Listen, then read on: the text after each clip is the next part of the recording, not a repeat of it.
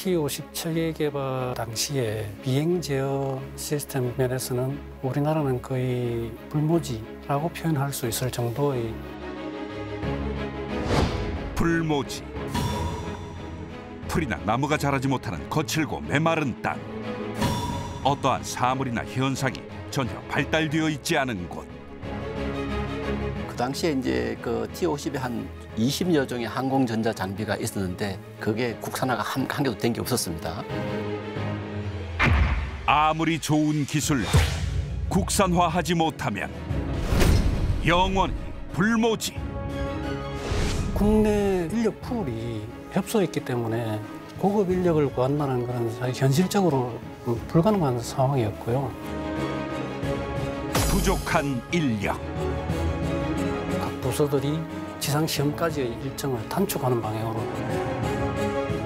촉박한 일정. 공력 센서가 타버리는 결함 발견이 됐어요. 근데 그게 타버리면 비행기가 어떻게 될지 모르는 겁니다. 위기의 연속. 로키드가 끝까지 기술을 이전하지 않은 게 그 시험 장비. 여전히 높은 벽.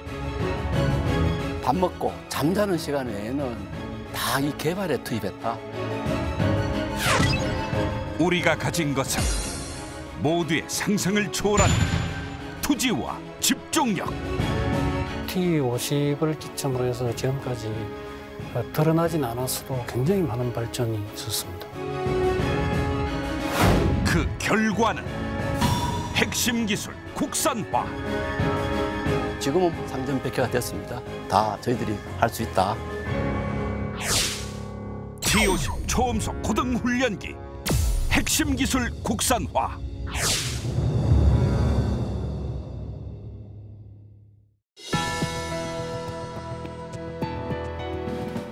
여러분 안녕하십니까? 첨단 국가의 초석, 방위 산업의 라미경입니다. 오늘은 지난 시간에 이어 T-50의 비행 제어와 항공전자 시스템 개발 과정에 대해서 살펴보겠습니다. 오늘 함께 하실 세 분 소개합니다. 먼저 T-50부터 KF-X까지 국산 공군 항공기 항공전자 시스템 개발을 이끌어오신 송재일 전문위원 나오셨습니다. 안녕하십니까, 송재일입니다. 공군 항공사업단 소속으로 고등훈련기 개발 사업을 관리하셨던 고심재 대표 모셨습니다. 네, 안녕하십니까. 고심재입니다. 마지막으로 T-50의 비행제어 시스템 개발을 시작으로 KF-X 세부 개통과 비행제어 개발에도 참여하신 황병문 전문위원 자리하셨습니다. 안녕하십니까, 황병문입니다. 송재일 전문위원님, 저희가 이제 지난 시간에 로키드와 진행했던 기술 전수 이야기를 좀 나눠봤는데요. 그런데 이제 아무리 기술 전수를 받았지만 초창기였기 때문에 인력이 충분치 않았을 것 같은 생각을 갖습니다. T-50 항공전자 시스템을 구축할 인력이 당시에 어느 정도 됐었고요. 구체적으로 어떻게 인력 확보를 했는지 좀 궁금합니다. 또 이후에 체계 개발 전반에 거쳐서 인력 부족 문제가 조금 있었을 것 같은데 어떻게 극복하고 좀 처리해 나가셨습니까? 예, 간단히 말씀드리겠습니다. 항공전자 부분은 최대 한 약 50여 명이 이제 그 순차적으로 개발에 투입을 했었습니다. 근데 초기에는 이 50명의 인력이 없었겠죠. 그래서 초기에는 한 20명 정도를 투입했는데 그 전 시간에도 말씀드린 그 기술 연수에 참여한 인력들, 그다음에 그 T-50의 탐색 개발에 참여한 인력들, 이런 인력을 위주로 해서 한 20명을 투입을 했고요. 그 다음에 이제 시간이 지나면서 이제 그 순간순간 그때 때에 맞춰가지고 나머지 30명은 삼성그룹의 관계사에서 전배원 인력들, 주로 이제 삼성전자라든가 그렇게 되겠습니다. 그 다음에 이제 그 저희들 항공기 생산에 이제 그 참여한 생산 기술 인력들, 그 다음에 이제 그 신입 사원들, 이런 순서로 이제 인력을 확보해서 순차적으로 투입을 했습니다. 그러다 보니까 이제 그 항상 이게 그 개발 인력 간에 이제 어떤 실력의 밸런스가 좀 안 맞는 부분이 있었습니다. 해결을 어떻게 했냐면은 그 일과 시간 이후에 그 주로 이제 그 기술 인력 간의 그 기술 공유를 많이 했습니다. 예를 들어서 세미나를 한다든가 또는 그 조금 그 선임자가 후임자를 교육을 시킨다든가 이런 또 뭐 아니면 특별 주제를 줘서 이제 연구를 시켜서 발표를 하게 한다든가 하는 식으로 해서 그 기술의 좀 차이를 좀 극복했는데 그게 굉장히 보람되고 가치 있는 일로 그 전부 다 생각해서 아무도 불평을 하지 않았고요. 그 전부 다 그 아주 열심히 신나게 일을 한 시기가 아닌가 싶습니다. 예, 그러셨군요. 과외로 이제 그 인력 자체적으로 스스로 어떤 그 공부해 나가고 학습해 나가는 그런 과정에 있어서의 뭐 그 어떤 내부적인 거에 있어서의 그 어떤 리더십적인 측면에 있어서도 이끌 수 있었을 테고 또 조직원 간에 있어서의 이런 어떤 협동 이런 관계도 또 시너지 효과로 좀 볼 수 있었을 것 같은데요. 황병훈 위원님. 이제 비행지호 개발도 마찬가지로 우리가 매번 이제 무기 체계의 이런 과정들을 살펴보게 되면은 예산과 인력 부족 문제를 늘 이제 그 얘기를 하고 따라오게 되게 되는데요. 역시 이제 비행지호 이 파트 부분 중에 있어서도 이 고급 인력을 확보하는 데 좀 많이 어려웠을 것 같은데 어떠셨습니까? 인력의 문제를 양적인 문제하고 질적인 문제로 나누어서 말씀드리고 싶은데요. 양적인 문제의 현상이나 뭐 해결은 항공전자와 별반 차이 없습니다. 전 아마 기능 부서가 다 비슷했을 거라고 봅니다. 이제 비행저 측면에서 보면 질적인 문제가 좀 더 심했었는데 당시 인력이 몇 명 되지도 않았는데도 불구하고 로키드로 파견을 9명을 보냈습니다. 근데 이제 로키드에 파견 간 사람들은 거기 가서 배우기도 해야 되지만 본인이 일을 맡아서 해야 되기 때문에 당시 그 인력 중에서 좀 경험이 많은 사람 위주로 보낼 수밖에 없었습니다. 그러다 보니 사천에서 남아서 일을 해야 되는 사람들은 질적인 문제가 좀 더 심했다고 볼 수 있죠. 그게 사실 우리 국내 그 인력 풀이 아주 협소했기 때문에 고급 인력을 구한다는 것은 사실 현실적으로 불가능한 상황이었고요. 질적인 문제로 인해서 발생했던 사례를 하나 말씀드려 보면 그 비행저 하드웨어 중에 그 항공기가 기동할 때 항공기의 각속도를 측정하는 장비가 있습니다. 이 장비는 그 항공기가 비행할 때 생기는 그 밴딩이나 진동의 영향이 최소화되는 지점에 장착을 해야만 됩니다. 근데 이제 장착 설계하는 사람들이 경험이 거의 없던 사람들이어서 먼저 그 덩치가 큰 장비 위주로 먼저 장착을 한 거죠. 나중에 이 장비를 장착하게 되었을 때는 다른 장비들이 그 자리를 다 차지하고 있고, 그래서 만약에 이 장비를 거기에 장착하게 되면 많은 부분 장착 설계를 새로 해야 되는 그런 상황이 된 겁니다. 그걸 최소화하면서 차선의 위치를 찾느라고 몇 군데를 돌아다닌 거죠. 결과적으로 어느 위치를 잡긴 했지만 그게 최선의 그 위치는 아니었고요.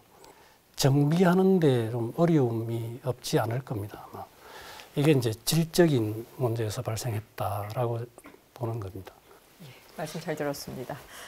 우리가 이제 T-50의 체계 개발 시작부터 여러 가지 이제 어려운 점이 이제 많이 있었었는데요. 특히 이제 이 IMF 외환 위기를 맞게 되면서 마찬가지로 T-50 개발 과정 속에 있어서 예산이 이제 그 큰 타격을 이제 받기도 했었었는데요.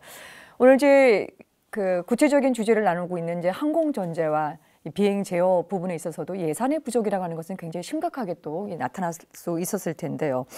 우선 이제 체계 개발 중에 예산 부족으로서 이 어려움을 겪었던 부분들이나요. 이 부분들은 어떻게 또 극복해 나갔는지 사안들을 좀 듣고 싶은데요. 먼저 이제 이 항공전자의 송재일 전문위원께서 좀 말씀을 해주시죠. 예, 저희들은 그 예산을 직접적으로 확보하는 부서는 아닙니다. 설계하는 부서니까 설계 활동을 이제 바꿔서 예산 부족 문제를 극복하는데 그 엔지니어링 이제 활동을 하게 됐습니다. 예를 들어서 이제 그 어떤 고가의 장비라든가 또는 설비, 기기가 있다면은 그것을 이제 대체한다든가 재설계한다든가 해서 그 저가의 동등품으로 동일 기능품으로 바꾸는 재설계하는 작업 이런 부분 또는 그 어떤 경우에는 예산이 이제 확보되는 시기는 이제 정해져 있습니다. 그런데 그 현재 일정에 따르면은 뭐 오늘 당장 대금을 지불해야 됩니다. 그것도 막대한 돈을. 이런 부분들은 그 개발 일정을 좀 바꿔서 저희들이 워크라운드를 찾는다 그러죠. 찾아서 이제 예산 가용 시기에 맞춰서 그 돈이 지급될 수 있도록 이렇게 이제 개발 일정 자체를 조정하기도 했고, 또 어떤 경우에는 아예 개발 일정 자체를 줄인다든가 없앤다든가 통합한다든가 해서 그렇게 해서 저희들은 예산 극복 문제를 엔지니어링적으로 지원을 했습니다. 예, 그러셨군요. 단가를 이제 낮추기도 하고 기간을 또 이제 축소시켜서 하기도 하고 이제 갖가지 방법을 좀 이제 쓰셨을 텐데요. 이번에는 우리 황병문 전문위원님은 어떻게 좀 하셨습니까? 비행저 그 개발 장비 중에 그 핸들링 퀄리티 시뮬레이터라는 장비가 있습니다. 사실 이게 하나의 장비가 아니라 여러 개의 장비로 구성된 하나의 시스템인데 아주 고가의 장비죠. 주로 사용하는 그 목적은 제어법칙을 개발하고 그 시스템 통합 시험, 이제 그 비행 시험할 때 그 비행 시험 조종사의 훈련, 비행을 하다 보면 예상했던 거하고 다른 현상들이 많이 나오는데 그 현상들을 비행 후에 비행 데이터를 받아서 여기서 재현함으로써 원인이 뭔지 파악을 하는 등등의 목적으로 사용합니다. 전 시간에 고 대표님이 여기에 대해서 간단히 말씀을 드린 적이 있었는데 이 장비가 없이 비행 제어 시스템을 개발한다는 건 거의 불가능하거나 아니면 기간이 굉장히 오래 걸리는 시행착오를 굉장히 많이 겪어야 되는 상황이죠. 록히드에 이 장비가 하나 있었고요. 사업 계획에 이제 4천의 이 장비를 하나 구비하도록 계획이 되어 있었는데 IMF 때문에 이 고가의 장비를 과연 구비를 해야 되냐라는 게 이제 문제로 대두가 된 거죠. 뭐 당시에는 사실 저희가 장비를 잘 보지 못한 상태에서 이론상으로만 이 장비의 필요성을 설득을 했습니다. 수차례 계속 반복되었고요. 속된 말로 제가 마지막에 거의 배째라 하는 식으로 할 수밖에 없는 상황이었는데 결과적으로는 이제 다른 분야의 비용을 절감하고 이 장비의 그 구비 시점을 최대한 뒤로 밀었습니다. 그렇게 해서 이제 이 장비는 결국 그 사천에 설치가 되었고요. 되돌아보면 그때 만약에 이 장비를 갖추지 않았다면 아마 T-50의 비행 시험 종료가 수개월은 늦어졌을 겁니다. 그렇군요. 모든 것에서 예산을 절감해야 되겠지만 마지노선으로 지켜줘야 될 부분에 있어서는 지금 말씀하셨던 것처럼 그 HQS 그 부분들을 끝까지 고집해서 했던 것들이 오히려 이후에 그 비용들을 더 들어갈 부분들을 좀 막았다라는 말씀을 좀 주셨는데요. 우리 이제 고심재 대표께서도 체계 개발 전반을 이렇게 한번 돌아보게 되면은 많은 일들이 지금 떠오를 텐데요. 특히 이제 우리 비행저나 이 항전 부분에 있어서 뭐 에피소드가 있으면 조금 말씀해 주시죠. 초도 비행하기 위한 절차가 있습니다. 그래서 일단 지상 시험을 다 끝내서 이 비행기가 비행할 수 있는 그 자신감이 이제 생겼을 때 그때 그 초도 비행을 승인을 건의하고, 근데 이제 초도 비행을 승인하는 권한은 한국 공군 본부에 있습니다. 그래서 최종적으로 이제 그 당시 이제 공군 참모총장의 결재를 득해야지만 이게 비행을 할 수 있는 그런 절차가 있는데, 그 준비를 하면서 두 가지 사건이 있었는데요. 처음에는 초도 비행 준비가 완료됐습니다 라고 이제 그 서면상으로 보고를 다 끝낸 상태에서 초도 비행 준비 검토 회의라는 걸 진행하게 되는데, 초도 비행 준비 검토 회의에서 그 참석하신 위원님들이 이제 몇 가지 지적을 해놓습니다. 이 부분은 좀 보완이 필요한 것 같고, 초도 비행하기 위해서 이런 데이터는 좀 더 확인을 해야 될 것 같고 하는 이제 지적 사항들을 이제 한 50개 정도를 저희가 받아서 그걸 다 처리가 끝나야지만 이제 비로소 초도 비행 승인이 떨어집니다. 그래서 그 처리하는 과정에서 비행 제어 계통의 공유 센서가 타버리는 그 결함이 한 개 발견이 됐어요. 근데 그게 타버리면 비행기가 어떻게 될지 모르는 겁니다. 실제로 초도 비행 올라가서 그게 타면 센서에서 들어오는 정보가 이제 엉터리가 되고, 그렇기 때문에 비행기가 어떤 행동을 할지 모르는 이제 그런 아찔한 사건이 있었고, 카이 엔지니어 팀장이 계속 이제 고장 탐구하고 고치고, 그 해당 제품의 협력업체에 가서 이제 해외 업체에 가서 그걸 어떤 방안, 로직을 개선하고 하면서 이제 그걸 수리를 해서 이제는 이제 초도 비행 가능하겠다라고 생각하고 이제 또 보고를 했죠. 보고를 했는데 그 다음엔 또 다른 이제 그 조종간의 신호를 전달하는 선이, 사실 그게 이제 뭐 3중으로 돼 있는데 3중 선이 전부 다 속에서 엑스레이를 찍어 보니까 끊어진 사실이, 그러니까 그 상태로 비행했다가는 큰일 날 뻔한 거죠. 그래서 제가 이제 총괄 담당이고 그걸 모든 보고를 제 손으로 이제 공군본부까지 올리는데 그런 사건들이 벌어지니까 이제 공군본부에서 이거 불안하다. 이 초도 비행 하다가 괜히 그 이제 한번 무슨 실수가 생기면 이 체계개발 사업 전체가 지금 큰 일이 나는 거니까. 그래서 이제 공군본부에 특별 안전 간사팀을 내려 보냈어요. 그래서 거기에 대해서 이제 한 뭐 2박 3일 동안 모든 그 감사팀이 요구하는 데이터 다 갖다 드리고 설명하고, 이게 이제 이렇게 조치해서 문제 없습니다.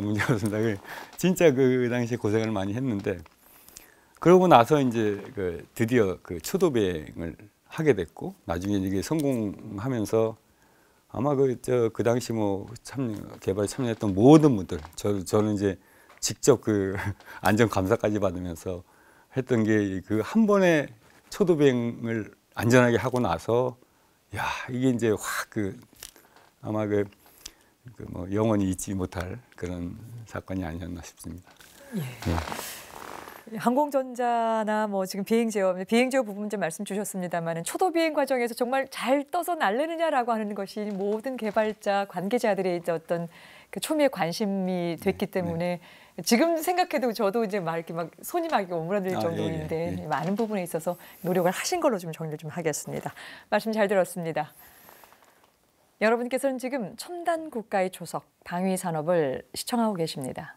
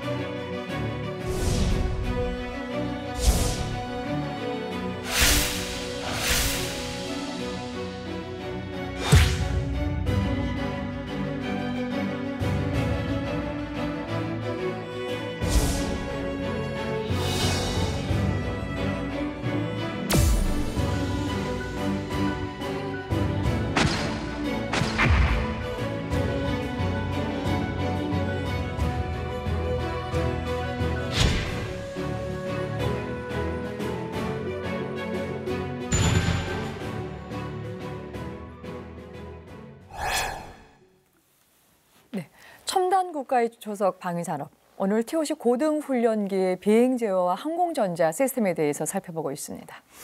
이제 앞서서 우리 고심재 대표께서 체계 개발 중에 겪었던 어려운 이런 사례를 좀 말씀을 좀 해주셨는데요. 이제 개발자 입장에서 보게 되면은 뭐 이게 분야야 조금 다르겠지만 똑같이 어렵고 또 극복해 나가는 과정들이 또 이제 같을 수가 있을 것 같은데요. 이번에는 우리 황병문 전문위원과 또 우리가 송재일 전문위원님께 마찬가지로 똑같이 이런 에피소드나 아니면은 이런 과정 중에 있어서의 어떤 어려운 점들을 좀 듣고 싶은데요. 먼저 우리 황명문 그 전문위원님께서 먼저 말씀해 주시죠. 비행 제어는 특히 시험들이 많습니다. 근데 그 중에 이제 여러 가지 지상 시험 중에 구조 연동 시험이라는 게 있는데요. 비행기가 이 완전 강체가 아니기 때문에 비행을 하면서 밴딩도 생기고 진동 이런 게 많이 생깁니다. 그래서 센서가 그 항공기의 기동 외에 다른 어떤 밴딩이나 진동을 감지하면 그건 이제 비행적 컴퓨터가 그걸 인지해서 잘라줘야 되거든요. 그래서 그걸 위한 시험이 이제 구조 연동 시험인데 그 시험을 하기 위해서는 지상에서 조종면을 빠르게 떨어서 항공기를 진동을 시킵니다. 그 시험 과정에 예상했던 것보다 엔진에 그 하중이 많이 걸린, 즉 기준을 초과한 그 데이터가 확인이 된 거죠.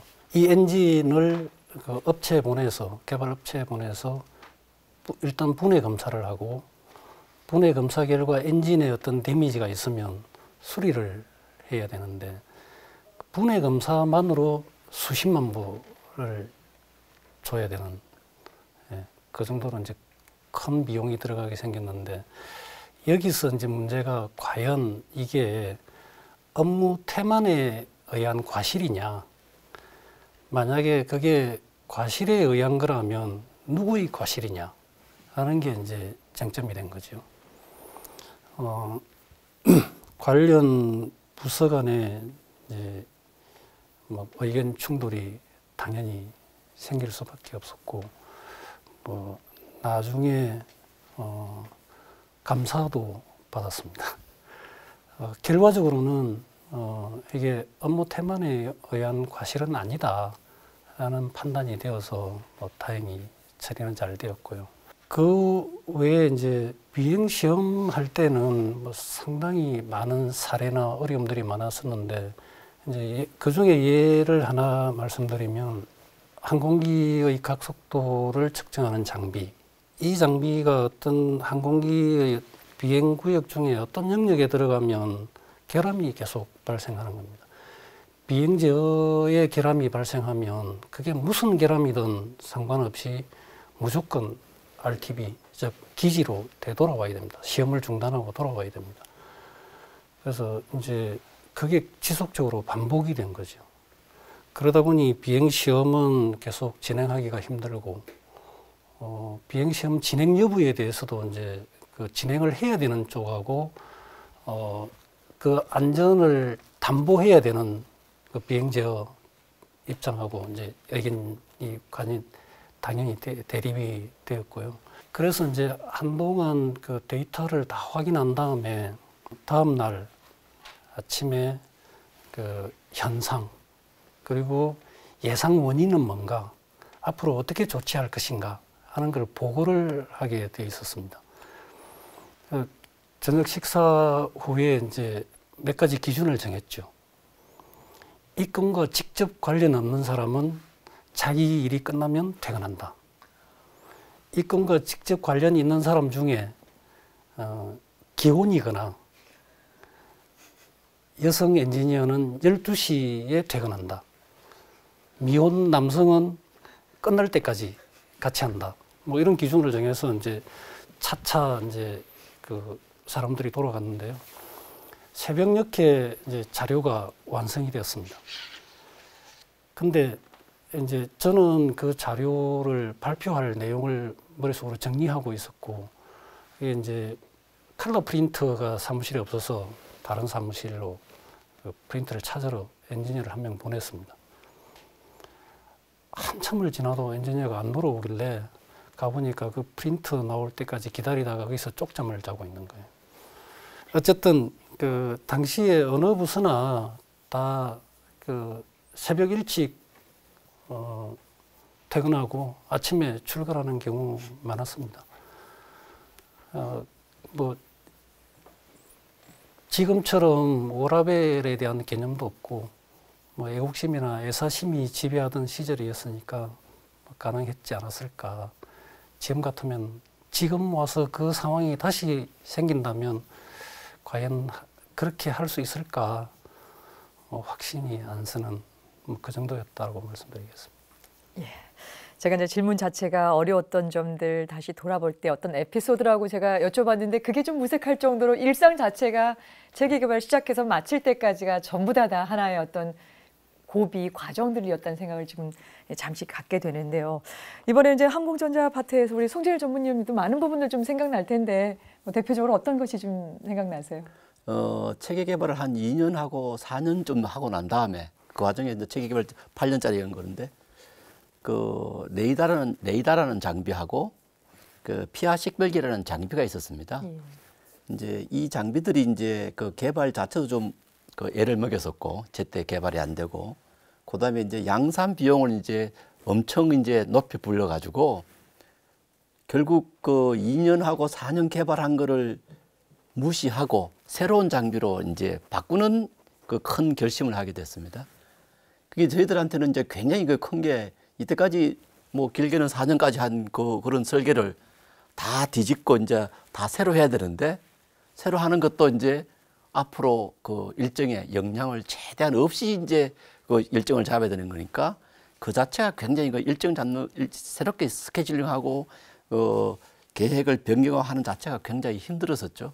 근데 그런 것들은 제가 보니까 지금 와서 보면은 어떤 한두 번 이벤트에 불과하고 날마다 괴로운 게 있습니다. 날마다 힘든 게. 날마다 힘든 거는 뭐냐면은 저희 회사가 이제 그 당시만 해도 주로 기체, 항공기 중심의 회사였고 항공전자라 걷는 부분은 항공전자 개발 부서를 벗어나면 잘 모를 때였습니다. 그 개발자 전부 다들이. 근데 이제 항공기는 수백 명이 이제 협업해서 개발하는데 저희들 혼자 되지도 않고 또 우리 없이 상대가 또 기체도 개발되지 않는 부분도 많습니다. 이제 그러다 보니까 이제 저희들은 그 뭔가 다른 부서에 아쉬운 소리를 해야 될 때가 있습니다. 물론 사전에 다 설계를 이제 계획을 해서 자료를 요청하지만은 이제 왕왕 이제 그 계획 단계에서 누락된 부분이 생기면은 상대 부서에 이제 협조를 받아서 특별한 요청으로 이제 그걸 그 자료를 받아내야 되는데 이제 그때 되면은 이제 문제가 뭐냐면은 상대가 우리를 잘 이해를 못하면은 설득을 못 시키면은 그 자료가 제때 오지 않습니다. 근데 그것들을 이제 그런 걸 설득하는 것이 이제 거의 일상이었는데 그것들을 지금 와서 생각하면은 굉장히 그 힘든 과정이었습니다. 또 에피소드라고 한다면은 아까부터도 말씀드렸지만은 이 굉장히 많은 사람들이 이제 협업을 해서 개발하는데 경우에 따라서 제가 이제 저희 부서에서 내 설계를 이때 마치기 위해서 이러한 데이터가 필요하다라고 우리가 생각하기에 해당 부서한테 요청을 합니다. 그럼 그 해당 부서는 이제 그게 이제 돌고 돌아서 결국은 나중에 한참 지나고 난다면은 요청한 저희들한테 그 데이터 너가 갖고 있니? 이런 질문을 이제 받은 경우도 많았습니다. 그래서 이건 이제 뭐 처음 하는 부분이고 워낙 광범위한 걸 이제 개발하다 보니까 생기는 뭐 에피소드라면 에피소드입니다. 예, 말씀 잘 들었습니다. 또 그렇게 또 돌고 돌아서 또 요청했던 그 과에 다시 와서 또 묻게 되는 또 이런 일도 있었었군요. 이제 이런 과정들을 다 거쳐서요. 로키드 마틴사에게 우리는 기술을 전수받고요. 거기다가 우리 고 대표님처럼 공군에서의 어떤 관리 감독들 또 이제 업체에 있어서의 여러 가지 다각적인 노력을 바탕으로 해서 이제 T50이 이 성공적인 체계 개발을 이제 마치게 되는 과정을 보여지게 되죠. 근데 말씀을 좀 듣다 보니까요. 저희가 이제 우리 프로그램에서 지향하는 바가 이 방위 산업과 연계되어지는 부분들. 우리가 T50 개발에 있어서의 체계 개발의 비행저도 좋고 또 항공전자 과정 속에 있어서의 이제 국산화율을 얼마만큼 높여나가느냐라고 하는 것이 굉장히 중요한 이 관심사로 지금 이제 내용을 좀 정리해 나가고 있습니다. 그래서 비행제업 분야부터 시작해서 국산화율, 국산화 과정 부분들이 어느 만큼 좀 진전이 되고 있는가라고 하는 것이 이제 궁금한데요. 황병문 전문위원님, 어느 만큼 좀 진행이 됐습니까? 결론부터 말씀드리면 T50 체계 개발할 때는 비행저 부분에서는 사실 국산화가 전무했습니다. 소프트웨어도 락히드가 개발했고요. 하드웨어도 전부 해외에서 도입하는 정도였습니다. 지금 현재 수행하고 있는 KPX로 보면 소프트웨어 국내에서 만들고 그 비행저 장비 중에 중요한 장비들을 지금 국내 업체가 개발을 하고 있습니다. 국산화율은 당연히 많이 올라갔겠죠. 근데 이제 이런 국산화가 이 정도 될 수 있었던 그 과정이 있었는데, 우리가 T50 체계개발 비행 시험을 한참 하고 있을 때 2004년 말경에 그때 2004년 말경부터 그 5년 조금 안 되는 기간 동안에 그 비행제어 전자식 비행제어 기술 시범기라는 사업을 했습니다.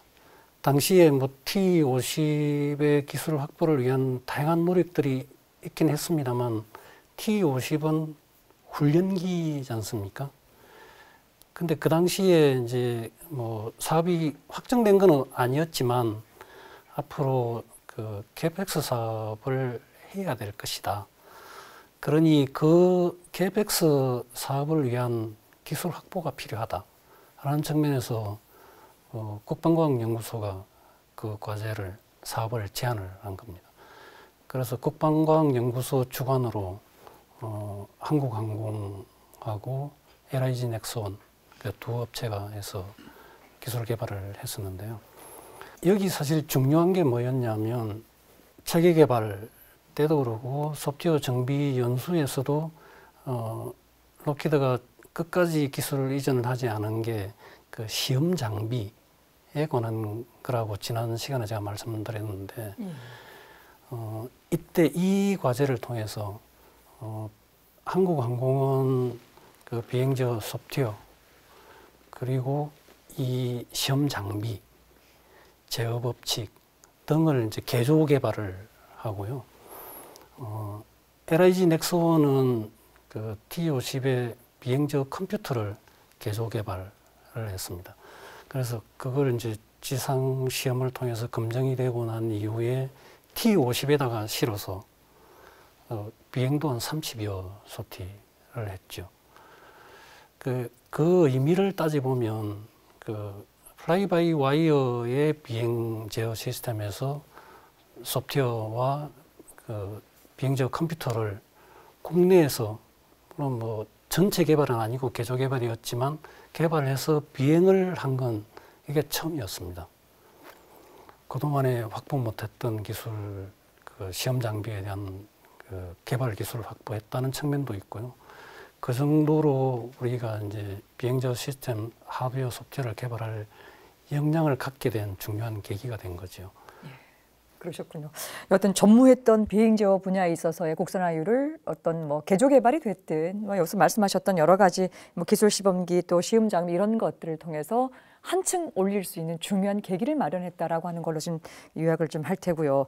이번에 이제 항전 분야에 있어서의 우리 그 송재일 전문위원님 국산화율이 어느 정도 좀 진행이 됐습니까? 그 T50 그 체계개발 완료 시점에서 기술 자립도를 한번 그 냉정하게 평가해 본다면은 시스템 설계 기술이라든가 소프트웨어 설계 능력 이런 것들은 확보는 되었습니다. 근데 그거 확보된 기술을 완전히 자유자재로 구사할 수 있는 그런 단계까지는 도달하지 못했습니다. 그 이유는 왜냐하면은 그 당시에 이제 그 T50에 한 20여 종의 항공전자 장비가 있었는데 그게 국산화가 한 개도 된 게 없었습니다. 그다음에 아까 분에도 말씀드린 항공전자 통합시험 장비 이런 국산화 부분도 안 된 부분이 있고 그런 이유로 이제 그 독립적으로 자유롭게 기술을 구사할 수 있는 수준은 안 됐는데 계기가 뭐냐면은 이제 2004년부터 이게 이제 체계 개발이 거의 끝나갈 때쯤 될 것 같습니다. 그때부터 이제 저희들이 이제 결국은 체계 개발 이후에 뭐를 해야 되느냐 수출 아니냐 이런 이제 그 필요성이 대두되었고 카이의 그 자체 투자 또는 산업자원부 그다음에 지식정제부, 뭐 정보통신부 그런 그쪽에서 나오는 이제 민간용 그 어떤 그 지원 자금 이런 것을 이제 활용해서 어떻게 하든 수출을 해야 되겠다 그런 걸로 본격적으로 이제 다시 이제 그 체계 개발과 별개로 FA50과 별개로 이제 그 저희들이 여러 가지 사업을 수행하게 되었습니다. 그때 이제 그 과정에서 저희들이 이제 T50 체계개발에 확보했던 그 기술을 완전히 이제 새롭게 그 우리 거 해서 소화해서 비로소 우리 것으로 만들었다고 할 수 있고요. 그때 이제 그 기간에 뭐 다기능 컬러 시연기라든가 음성 통화 장비 이런 것들은 국산화를 해서 그 수출기에 TOC 수출기에 적용을 했고요. 항공전자 통합시험 장비도 그 4년 정도의 노력을 들여가지고 역시 국산화를 해서 수출에 할 때 그걸 또 적용했습니다. 그 핫벤치 그 항공전자 통합시험 장비는 그 개발하고 난 다음에 그 공로로 장영실상이죠. 수상한 바가 있었고요. 개발자들이.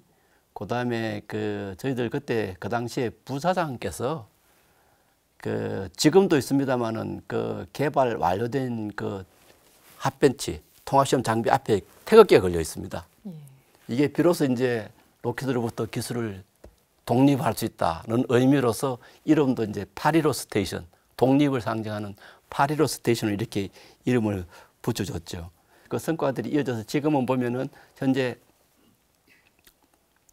한국형 전투기 개발 사업이 진행되고 있지 않습니까? 예. 거기에는 약 한 핵심 센서, 레이더라든가 핵심 센서를 포함해서 25종의 이제 그 주요 장비들이 포함이 되는데 그게 지금 한 75% 정도 순수히 저희들이 국산화해서 개발하고 있습니다. 그다음에 시스템 설계, 소프트웨어 개발 전부 다 저희들이 하고 있고요. 로켓가 기술 이전하지 않았던 예를 들어서 미사일의 명중 가능성을 계산하는 모듈 이런 부분들도 저희들이 그 뉴런 알고리즘 이런 것을 적용해서 자체적으로 개발해서 지금 우리 한국형 전투기에 적용하고 있습니다. 예.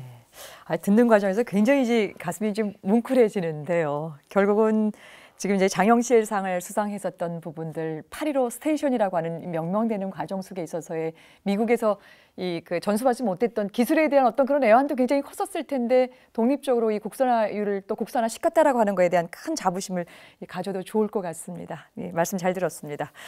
고 대표님, 이제 두 분 말씀을 쭉 듣다 보니까요. 이제 그 한국항공이 로키드 마틴사로부터 해서 받은 이런 전반적인 기술 전수 과정에서 또 그 이후에 있어서의 국산화 과정들을 이제 굉장히 이제 노력을 많이 해서 좀 이루시고 있는데요. 이런 과정 중에서 핵심 시스템적인 부분들을 해나갈 때 공군에서도 많은 역할을 좀 했었을 것 같은데 어떤 뭐 관리나 지원 체계들 좀 그런 걸 좀 소개를 하나 해주시죠. 네.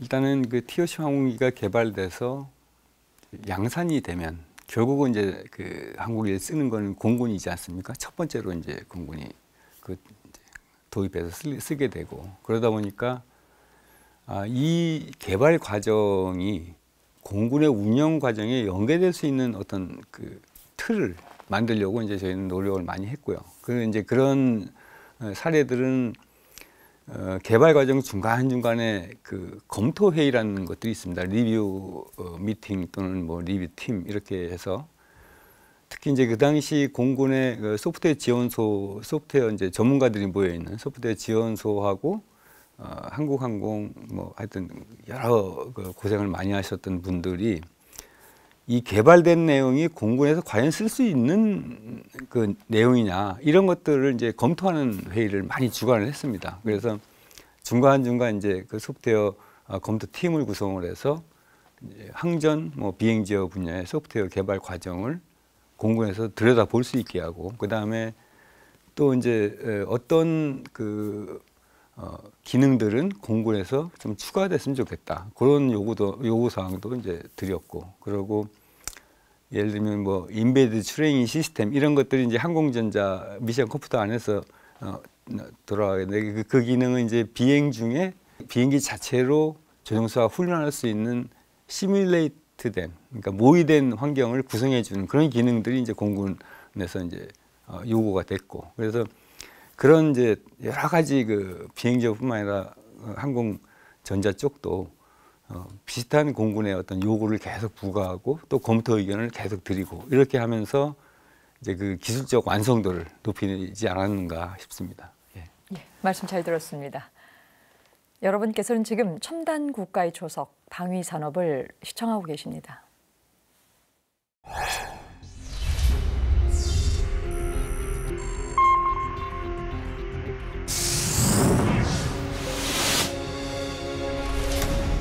한국형 전투기를 개발하는 KF-X 사업. 2021년까지 시제기 6대를 출고하고 4년간의 비행 시험을 거친 후 2026년 6월까지 개발 완료. 2032년까지 총 120대를 양산할 예정이다. KF-X는 4.5세대 미디엄급 전투기로 개발 완료 후에는 완전 매립형 5세대 스텔스 전투기로 업그레이드할 계획이다. 2019년 현재 비행기를 운행하고 있는 나라는 모두 200여 개국. 그중 직접 항공기를 제작할 수 있는 나라는 15개국뿐이다. 더구나 4.5세대급 전투기를 개발할 수 있는 국가는 미국을 비롯해 러시아와 영국, 프랑스, 유럽연합, 스웨덴, 중국 정도뿐이다. 우리가 KF-X 전투기 개발에 성공한다면 세계에서 8번째로 4.5세대 전투기 개발국 반열에 오르게 된다.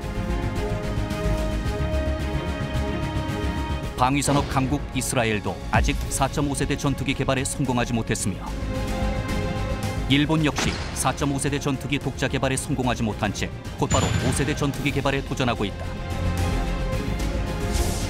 현재 4.5세대급 전투기 개발에 성공한 나라는 모두 2차 세계대전부터 독자적으로 항공기를 개발, 생산해온 선도국 그룹이다.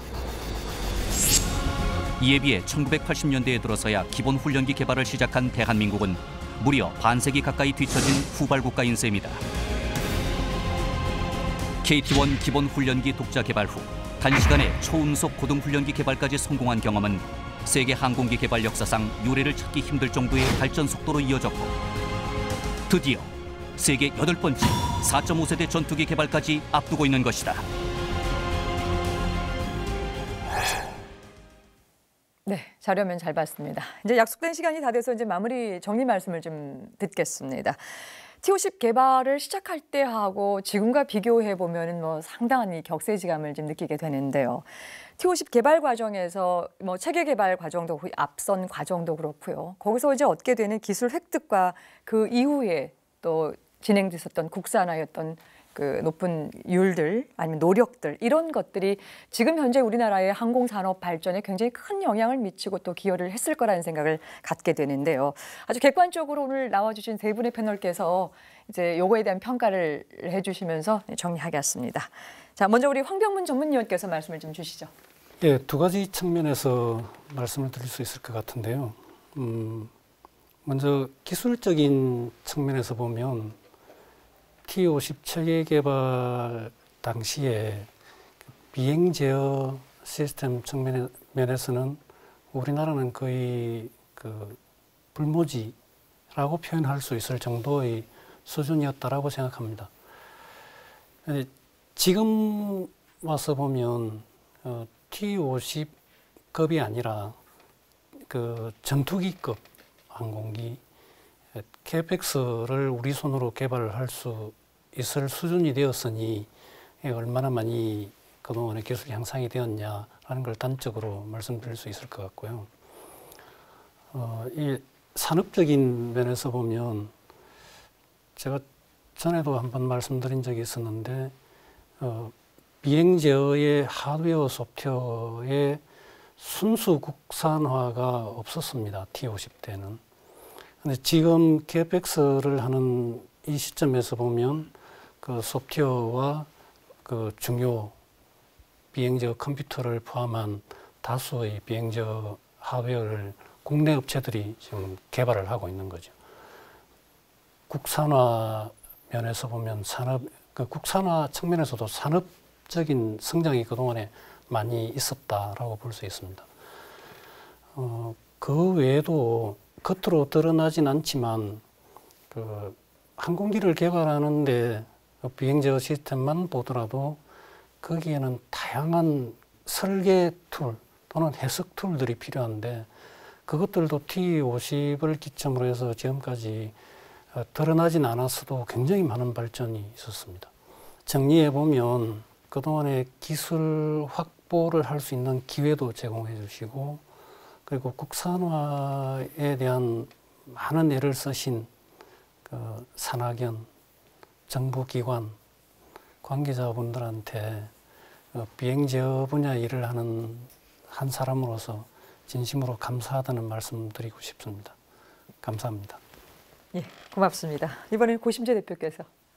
이제 체계 개발 자체에 대해서 이제 총괄 책임을 공군이 지고 있었고요.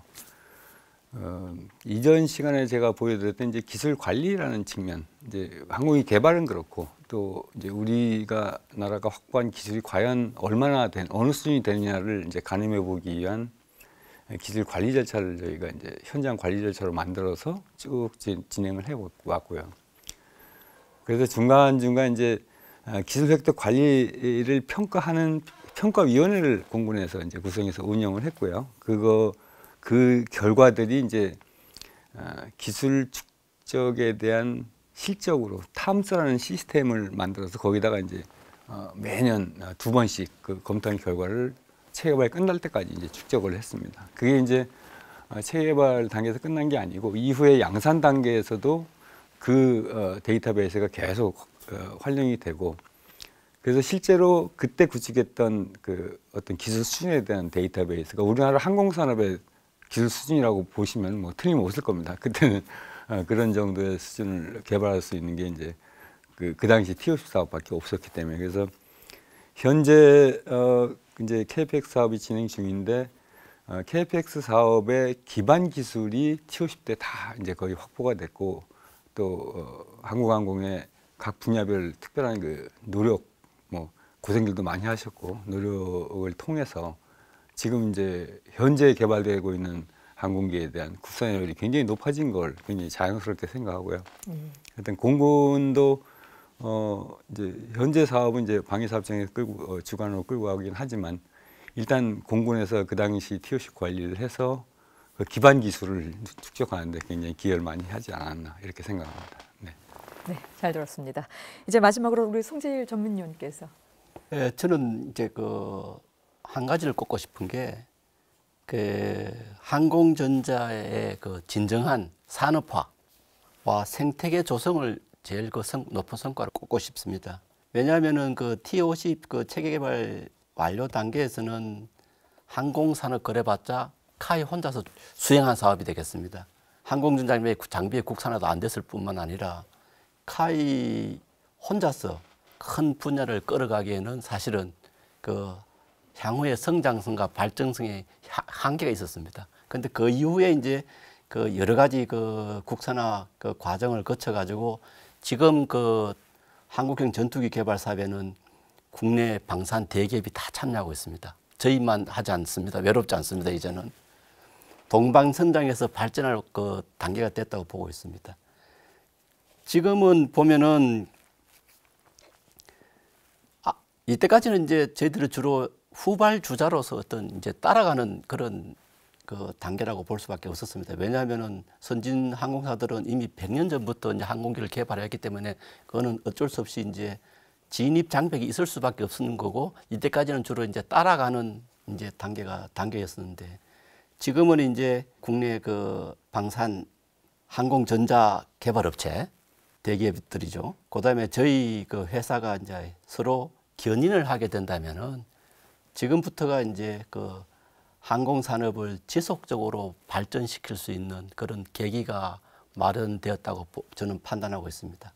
그래서 이렇게 한때까지는 제가 한 20년 이상 종사해 왔는데, 이런 여건을 만들어 주신 정부 관계자들, 특히 대한민국 공군, 그다음에 산학년 관계자들 분께서 이 자리를 빌어서 아주 진심의 감사의 말씀을 드리고 싶습니다. 이상입니다. 예.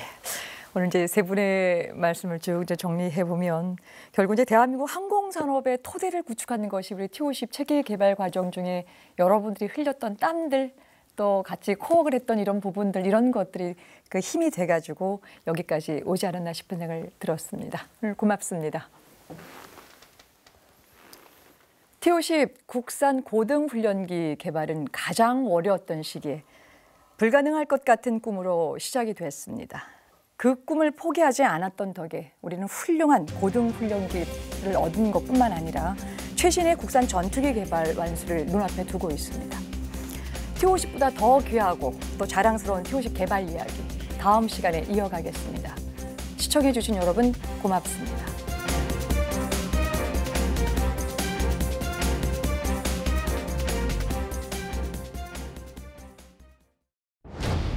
세계의 눈높이에 맞춰 요즘은 추세가 다목적 항공기를 개발하는 게 일반적인 추세입니다. 무장 능력을 추가를 하면은 경공격기로 사용할 수 있겠다.